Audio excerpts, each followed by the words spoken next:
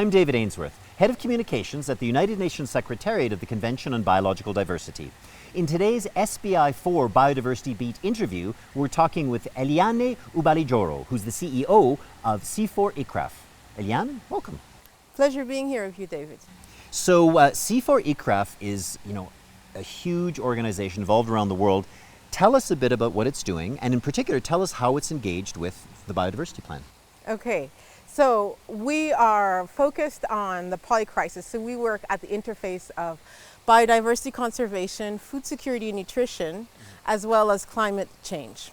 And so we're very excited around the agenda around biodiversity because the work we do on the ICRAF side for the last 46 years, on the CIFOR side on the last 31 years, has really focused a lot on biodiversity.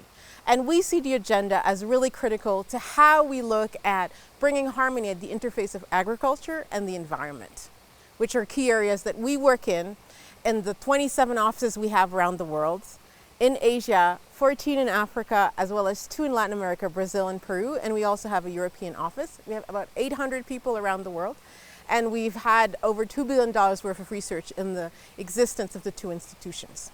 So Éliane, tell us a little bit about how achieving this goal of the convention of living in harmony with nature, how this requires an involvement of agriculture ministries, environment ministries, and other stakeholders.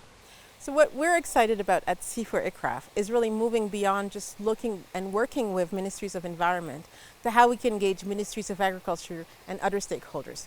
We know that agriculture and food systems are responsible to 1/3 of greenhouse gas emissions in the world. And so what we know is that nature-positive net zero agricultural food systems that really harness regenerative practices can be nature-positive. And so what we see as we focus on agricultural systems that bring back biodiversity, we have healthier soils. We don't need to infringe on biodiversity on forest land and other preserves of biodiversity. And so the idea of really linking the two is really about how do we advance the environmental agenda and linking it to our food systems. And we see this as really critical. And we also see the real importance of bringing other stakeholders in terms of how do we ensure a unified, harmonized agenda across government agencies and ministries to really ensure that how we move forward brings back biodiversity in our food systems, in all our landscapes, and really brings back more harmony as we look at bending the curve on biodiversity loss everywhere on the planet. So another part of the picture too is looking at wildlife populations. Yes. WWF has got this famous figure of 69-70% decline. And the targets we've got here, targets 5 and 9 that deal with sustainable use of wildlife are really key as well. So how is CIFOR ICRAF involved in this regard? So we do a lot of work at the interface of food systems, wildlife, as well as the critical importance of forestry. We know that about 1.2 billion people around the world depend on forests for their food. And we know that 2.6 billion people depend on forests for their livelihoods.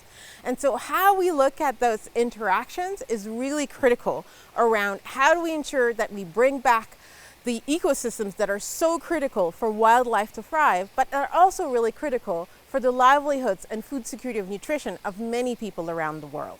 And so the interlinkages of how we look at wildlife and bringing back their landscapes is also critical to bringing back biodiversity and ensuring particularly food systems for indigenous populations that live on their native lands, that they have access to the biodiversity that is so critical to their nutrition as well as their livelihoods.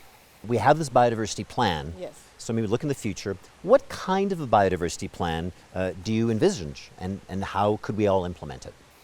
So what we really see as critical is that we have the science for a nature-positive net zero food system, for really advancing biodiversity agenda, while also addressing the food security needs around the planet, as well as climate resilience. And so what is really important is how do we go from evidence-based science to influencing everything we do so we have the needed data and that we have the needed financial mechanisms that supporting biodiversity as we engage in a just transition. And this is really critical. We know that places that like Costa Rica have looking at financing development while at the same time increasing biodiversity locally. Here in Nairobi, where we're based, we know that the floods in the last few weeks have been really devastating. We know that there's a linkages between floods as well as preservation of biodiversity, tree cover around the countries. And so we know that bringing back biodiversity brings back the green infrastructure for greater climate resilience, for greater preparation for climate incidences. That can really be damaging in terms of economic development. And so how we look at biodiversity is actually really critical to how we look at economic growth and livelihoods for the present and the future. It sounds like you've got a vision for our path down this biodiversity plan towards its future. Éliane, thanks for taking time to talk to us today. Oh, my pleasure. Thank you very much, David. Thank you.